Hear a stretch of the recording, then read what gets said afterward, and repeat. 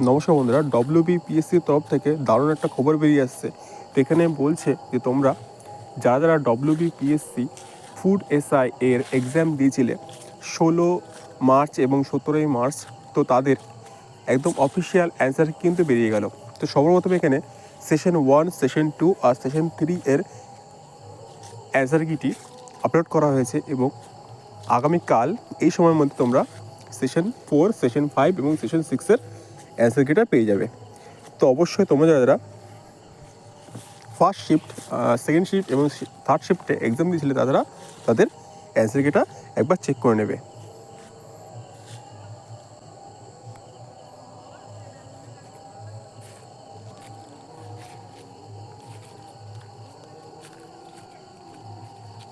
তো দেখো, এই হলো তোমাদের অ্যান্সার কি।